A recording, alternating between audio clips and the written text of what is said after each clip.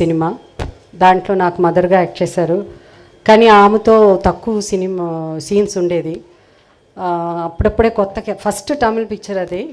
దూరం నుంచే చెప్పేవారు మహానటి సావిత్రి గారు అలా అని. ఆ రోజులో టెలివిజన్స్ ఇవన్నీ ఏమీ లేదు కాబట్టి నేను ఏ సినిమాలు చూడలేదు. సో కొత్తగా ఫ్రెష్గా ఎవరి గురించి ఏమీ తెలిసేది కాదు. సో ఆమె గురించి అంతా అలా వస్తుంటే ఆమె కారు దిగ్గానే సెట్లో లేచి నించునేవాళ్ళు. సో ఎవరు అని అప్పుడు మెల్లిమెల్లిగా ఆమె గురించి తెలుసుకోవడం. అలాగే జయలలిత గారి 100th మూవీ బాగ్దాద్ పేరళగి అని ఒక పిక్చరు.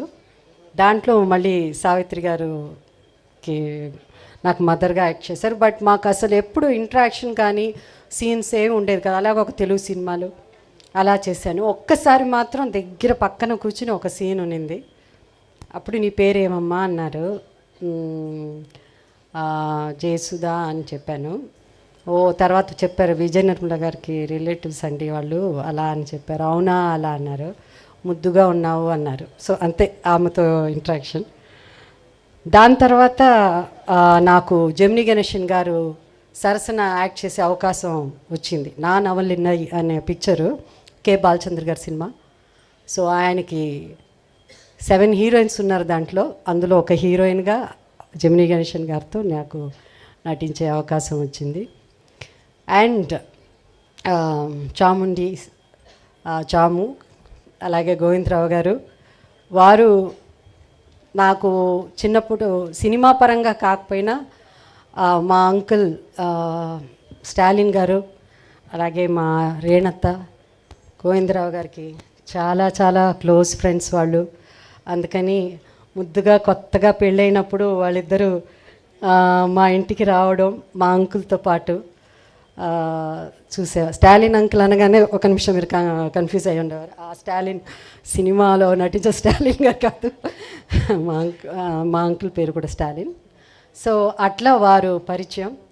ఈరోజు నేను ముఖ్యంగా నాకు ఏమనిపించిందంటే ఇవాళ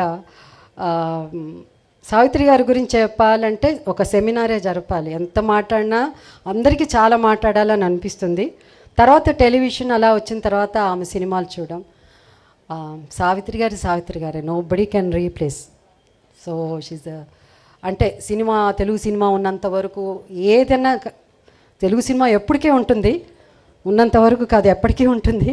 బట్ సావిత్రి గారు అండ్ జనరల్గా ఒక హీరో ఉంటే ఆ హీరోకి చాలా పాత హీరోస్ అయినా కూడా యాక్టర్స్కి ఎక్కువ ఫంక్షన్స్ జరుగుతూ ఉంటాయి.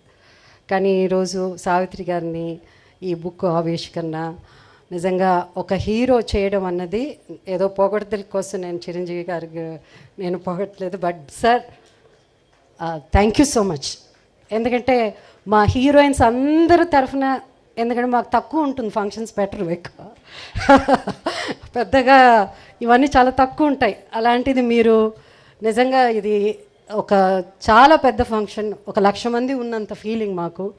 Thank you Chiranjeevi garu. And you are blessed. Surekha గారు